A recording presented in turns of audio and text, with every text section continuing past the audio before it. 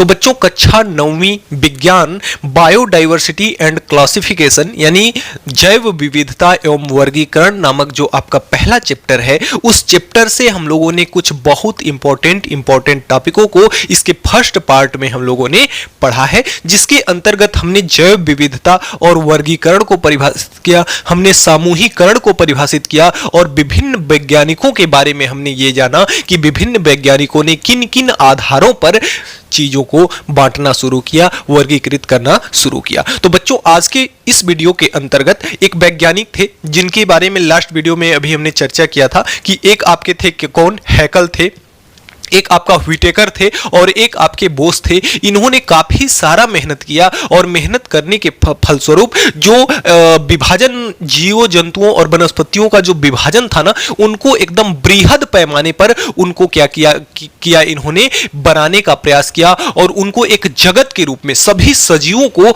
एक जगत के रूप में व्यवस्थित करने का प्रयास किया, जिसमें से आपका जो इंपॉर्टेंट है वह क्या है, व्हिटेकर का वर्गीकरण। जो आपके व्हिटेकर नामक वैज्ञानिक थे, इन्होंने अपना वर्गीकरण कब शुरू किया, इन्होंने अपना वर्गीकरण शुरू किया 1769 में। कब शुरू किया, 1769 में। और इन्होंने अपने वर्गीकरण के आधार पर जीवों को कितने जगत में बांटा, टोटल 5 जगत में बांटा। कौन कौन सा जगत, पहला तो आपका हो जाता है इसका मोनेरा जगत, पहला कौन सा जगत हो जाता है, मोनेरा जगत, और दूसरा जगत हो जाता है इसका प्रोटिस्टा जगत, प्रोटिस्टा जगत, और तीसरा इसका हो जाता है फंजाई, तीसरा कौन सा जगत हो जाता है, फंजाई, और चौथा हो जाता है कौन सा, प्लांटी, और पांचवा जगत हो जाता है क्या, पांचवा जगत आपका हो जाता है एनीमेलिया। क्या हो जाता है, एनीमेलिया हो जाता है। अब आइए हम देखते हैं कि इन्होंने व्हिटेकर महोदय ने कैसे कैसे इन 5 जगत में सजीवों को विभाजित किया। तो सबसे पहले जितने भी आपके सजीव हैं, जितने भी आपके क्या हैं, सजीव हैं, वे 2 प्रकार के होते हैं। कौन कौन से, एक तो आपका होता है प्रोकैरियोटिक, एक आपका कौन सा होता है, एक होता है आपका प्रोकैरियोटिक जीव, और दूसरा आपका होता है यूकैरियोटिक जीव।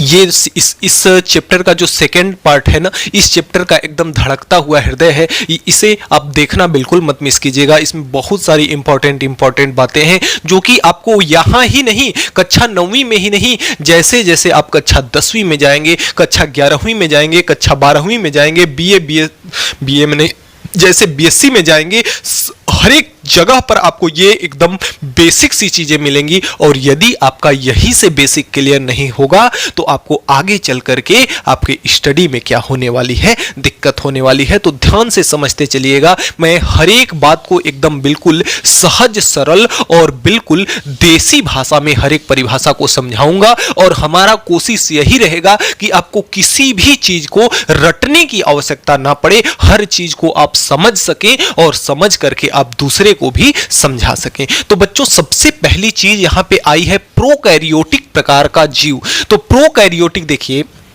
जिस प्रकार से हमारे शरीर के निर्माण के लिए, जिस प्रकार से आपके घर के निर्माण के लिए जब आप घर बनवाते हैं तो घर के निर्माण में क्या लगता है, तो घर के निर्माण में मुख्य रूप से क्या लगता है, ईंट। तो किससे मिलकर के बना होता है घर, ईंट से मिलकर के बना होता है। तो ईंट जो है ना, यह घर की क्या है, ईंट जो है घर की क्या है, इकाई है। ईंट जो है घर की क्या है, इकाई है। यानी कि मुख्य रूप से कोई भी संरचना या कोई भी वस्तु जिस चीज से मिलकर के बनी होती है वह उसकी क्या कहलाती है, इकाई कहलाती है।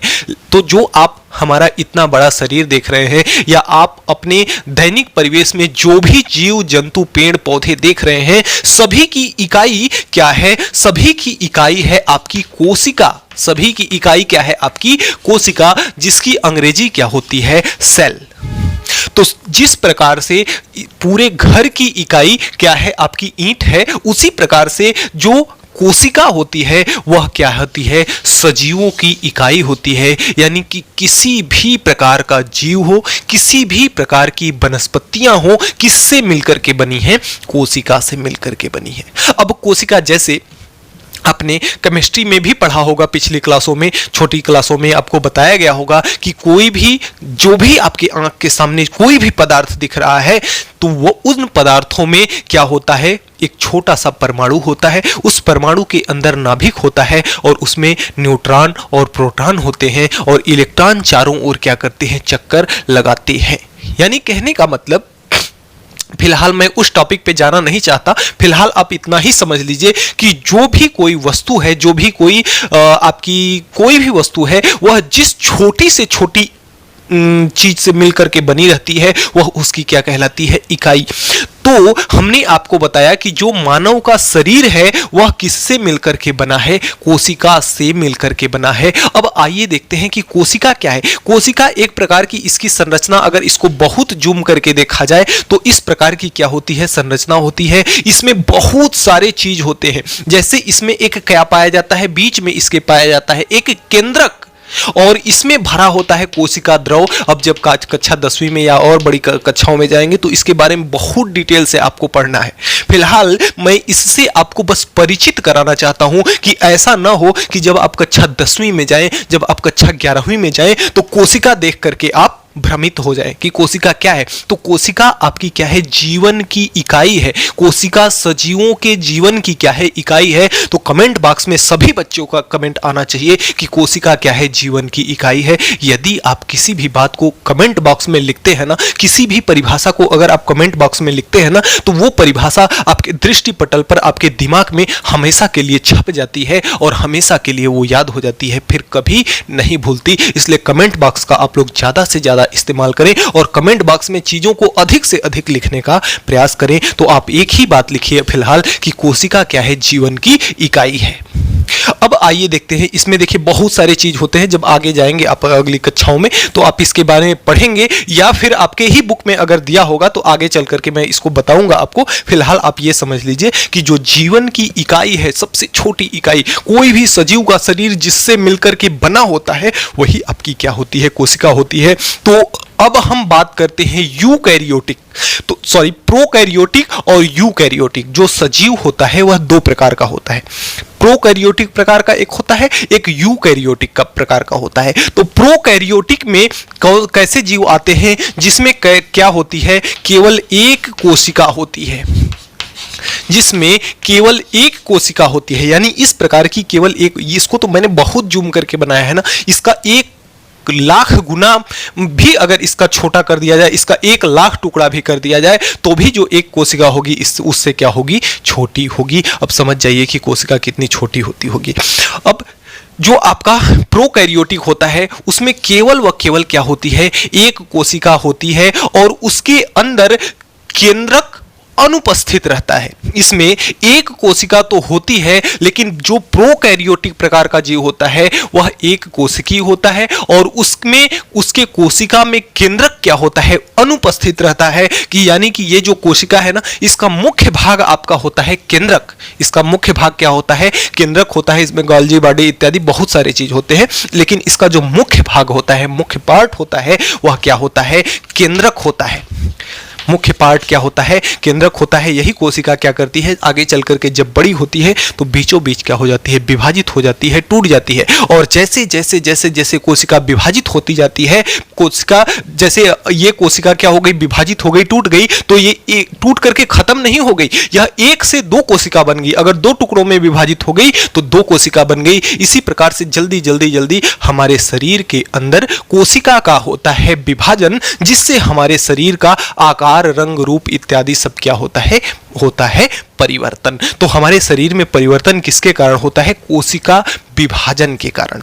तो जो प्रोकैरियोटिक जीव होते हैं वे क्या होते हैं, एक कोशिकीय होते हैं और वे कैसे होते हैं, केंद्रक रहित होते हैं, उसमें केंद्रक नहीं पाया जाता। तो ऐसे जीव जो केवल एक कोशिकीय हों और वे कैसे हों, केंद्रक रहित हों, ऐसे जीव क्या कहलाते हैं, आपके प्रोकैरियोटिक कहलाते हैं। उम्मीद करते हैं प्रोकैरियोटिक में आपको किसी भी प्रकार की कोई कंफ्यूजन ना हुई होगी। अब देखिए, आइए समझते हैं हम यूकैरियोटिक को। तो यूकैरियोटिक यूकैरियोटिक आपका क्या होता है। अगर हम यूकैरियोटिक प्रकार के जीवों की बात करें तो इसमें देखिए दोनों प्रकार के जीव होते हैं, दो प्रकार के होते हैं। एक तो इसमें क्या होता है आपका एक कोशिकी,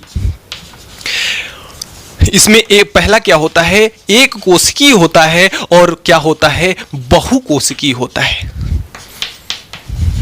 कौन कौन से प्रकार के होते हैं, एक तो एक कोशिकी होता है और दूसरा क्या होता है आपका बहुकोशिकी होता है। देखिए जो आपका ये कोशिका होती है उसके बीच में होता है आपका केंद्रक, लेकिन हमने आपको बताया कि जो प्रोकैरियोटिक प्रकार के जीव होते हैं इसमें कोशिका भित्ति तो पाई जाती है लेकिन अलग कोशिका भित्ति क्या है। अब देखिए ये जो आपकी कोशिका है ना, इसके कोशिका के बाहर की ओर चारों ओर क्या होती है संरचना पाई जाती है, एक प्रकार की झिल्ली पाई जाती है जो इस कोशिका को प्रोटेक्ट करने का कार्य करती है, इस कोशिका का रक्षण करती है। देखिए जो आपका प्रोकैरियोटिक प्रकार का जीव होता है ना, यह हमेशा एक कोशिका यानी कि उस जीव में केवल व केवल एक ही कोशिका होती है, एक के अलावा दूसरी कोशिका नहीं होती। और दूसरी चीज देखिए कोशिका के चारों ओर एक पाई जाती है कोशिका भित्ति।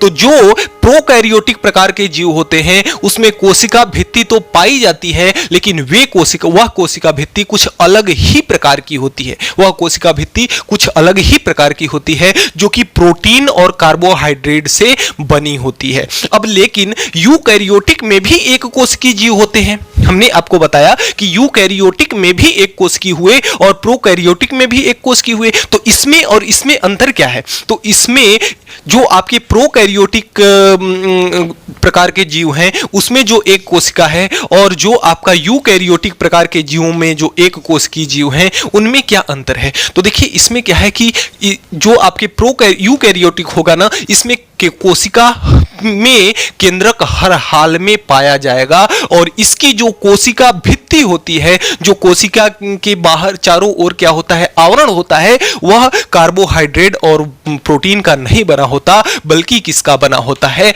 यह बना होता है सेलुलोज का। किसका बना होता है, सेलुलोज का बना होता है। तो इसमें और इसमें यही अंतर है कि इसमें कोशिका भित्ति तो पाई जाती है लेकिन प्रोटीन और कार्बोहाइड्रेट की पाई जाती है और इसमें किसकी पाई जाती है आपके सेलुलोज की पाई जाती है। और यह केंद्रक रहित होता है, इसमें केंद्रक नहीं पाया जाता, लेकिन यूकैरियोटिक में क्या पाया जाता है, केंद्रक पाया जाता है। तो यूकैरियोटिक को अगर परिभाषित करना हो तो यूकैरियोटिक को कैसे परिभाषित करेंगे कि इसमें सेलुलोज की कोशिका भित्ति पाई जाती है और साथ ही साथ यूकैरियोटिक प्रकार के जीवों में क्या पाया जाता है, केंद्रक भी उपस्थित रहता है। ऐसे जीवों को हम क्या कहते हैं, यूकैरियोटिक प्रकार के जीव कहते हैं। तो इसमें जो एक कोशिकी होगा उसमें भी एक कोशिका होगी लेकिन इसके तरह केंद्रक अनुपस्थित नहीं होगा बल्कि केंद्रक होगा। और बहुकोशिकीय जीव जिसमें बहुत सारी कोशिकाएं हो, बहु का मतलब बहुत सारी, कोशिकी का मतलब कोशिकाएं, तो जिसमें बहुत सारी कोशिकाएं हैं वह क्या कहलाएगा, बहुकोशिकीय कहलाएगा। और जिसमें केवल एक ही कोशिका उपस्थित हो वह क्या कहलाएगा, एक कोशिकीय कहलाएगा। तो जो यूकैरियोटिक प्रकार के जीव है ना उनमें दोनों होता है, एक कोशिकीय भी होता है बहुकोशिकीय भी होता है। अब देखिए जो प्रोकैरियोटिक में एक कोशिकीय जीव जो होते हैं वे किसके अंतर्गत आते हैं, मोनेरा जगत के अंतर्गत आते हैं। यानी कहने का मतलब कि जो प्रोकैरियोटिक प्रकार के जीवों में जो एक कोशिकीय जीव होंगे उनका अध्ययन हम किसके अंतर्गत करेंगे, मोनेरा जगत के अंतर्गत करेंगे। तो यहां पे हम लिख देते हैं क्या, इनका अध्ययन हम किस जगत के अंतर्गत करेंगे, आपके मोनेरा जगत के अंतर्गत करेंगे, जो कि आपका क्या है, पहला जगत है। कौन सा जगत है, आपका पहला जगत है। अब देखिए इसमें जो एक कोशिकीय होगा, जो इसमें एक कोशिकीय होगा उसमें उसका जो अध्ययन कराएगा वह कौन सा होगा, आपका प्रोटेस्टा होगा। वह कौन सा जगत होगा, आपका प्रोटेस्टा किंगडम या प्रोटेस्टा जगत होगा, प्रोटेस्टा जगत होगा। तो जो आपके प्रोकैरियोटिक एक कोशिकी का अध्ययन कराएगा मोनेरा जगत, जो आपके यूकैरियोटिक एक कोशिकी का अध्ययन कराएगा प्रोटेस्टा जगत। अब देखिए जो बहुकोशिकीय जीव होंगे ना, जो आपके बहुकोशिकीय जीव होंगे उनमें देखिए कौन कौन से जीव आ जाएंगे आपके दो प्रकार के। कितने प्रकार के जीव आ जाएंगे इसमें, दो प्रकार के। एक तो जिसमें कोशिका भित्ति होगी और दूसरी वो जिसमें कोशिका भित्ति नहीं होगी। तो एक तो आपका हो जाएगा कोशिका भित्ति सहित कोशिका भित्ति सहित और दूसरा आपका हो जाएगा कोशिका भित्ति रहित।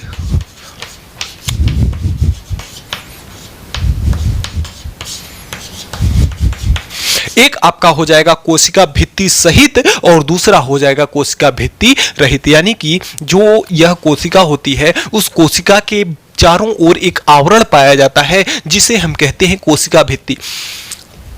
सिंपल से अगर देसी भाषा में हम कोशिका भित्ति को समझाएं आपको, तो जैसे आप पेड़ देखे होंगे, किसी भी प्रकार का पेड़ है, उसका जो छाल होता है, पेड़ के चारों ओर क्या लगा होता है, एक छाल होता है जो कि क्या कहलाता है, आपका कोशिका भित्ति कहलाता है। तो जो बहुकोशिकीय जीव होते हैं ना, जिनमें कई कोशिकाएं पाई जाती हैं, बहुत सारी कोशिकाएं पाई जाती हैं, वे दो प्रकार के होते हैं। एक तो आपका होता है कोशिका भित्ति सहित और दूसरा आपका होता है कोशिका भित्ति रहित। तो जो आपके कोशिका भित्ति सहित हैं, कोशिका भित्ति रहित जो है, उसमें केवल एक प्रकार का जीव आएगा, जो कि किसके अंतर्गत आएगा, एनीमेलिया के अंतर्गत। किसके अंतर्गत आएगा, एनीमेलिया के अंतर्गत आएगा। अब एनीमेलिया के अंतर्गत जैसे कोई भी जो जीव जंतु सारे हैं, जैसे मनुष्य भी है, किसके अंतर्गत आएगा, एनीमेलिया के अंतर्गत का आएगा। जीव जंतु सभी नहीं, मनुष्य इत्यादि जंतु जो हैं, सारे जंतु किस में आएंगे, एनीमेलिया जगत में आएंगे। और जो आपकी कोशिका भित्ति सहित है ना, इसमें दो चीजें होंगी। एक तो ऐसा होगा जो प्रकाश संश्लेषण की क्रिया करे, प्रकाश संश्लेषण, जो प्रकाश संश्लेषण कर सकता है, जो प्रकाश संश्लेषण कर सकता है। दूसरा क्या है कि जो प्रकाश संश्लेषण की घटना, प्रकाश संश्लेषण जो नहीं कर सकता है।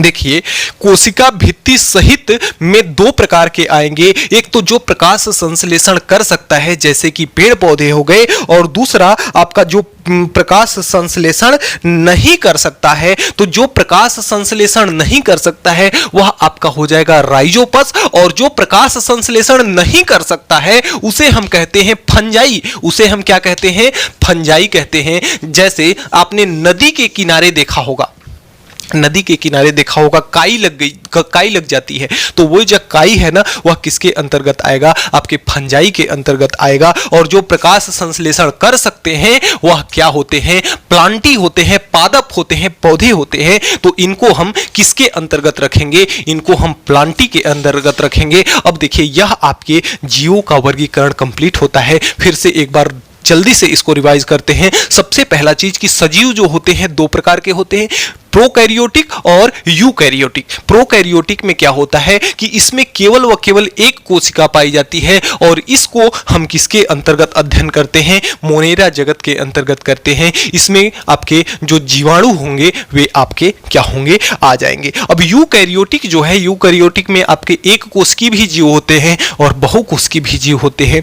यूकैरियोटिक एक कोशिकीय जो जीव होते हैं उसमें कोशिका भित्ति और केंद्रक उपस्थित होते हैं। कोशिका भित्ति बनी होती है सेलुलोज की।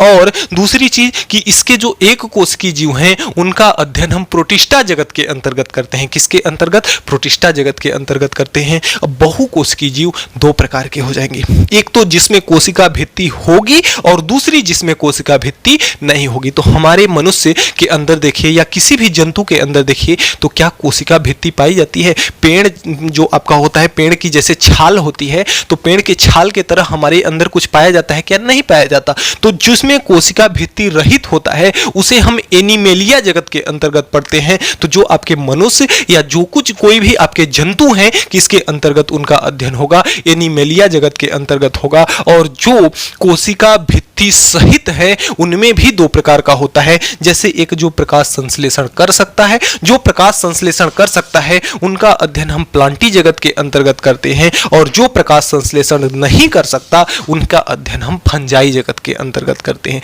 तो टोटल 5 जगत को इन्होंने बांटा, जीवों को टोटल 5 जगत में बांटा। किसने, व्हिटेकर ने। कौन कौन सा, पहला आपका होता है मोनेरा जगत, जो कि आपका प्रोकैरियोटिक प्रकार का जो आपका हो क्या, प्रोकैरियोटिक प्रकार का जो एक कोशिकीय जीव होता है उसके अंतर्गत क्या होता है, मोनेरा जगत के अंतर्गत वह आता है। और जो आपका प्रोकैरियोटिक का यूकैरियोटिक का जो एक कोशिकीय जीव होता है वह प्रोटिस्टा के अंतर्गत आता है। और बहुकोशिकीय जीव में आपके कितने प्रकार के होते हैं? दो, एक कोशिका भित्ति सहित और एक कोशिका भित्ति रहित। तो सहित में जो प्रकाश संश्लेषण करने वाले हैं वे प्लांटी जगत के अंतर्गत आएंगे, और जो प्रकाश संश्लेषण करने वाले नहीं हैं वे फंजाई जगत के अंतर्गत आएंगे, और जो कोशिका भित्ति रहित है वे एनीमिलिया जगत के अंतर्गत आएंगे।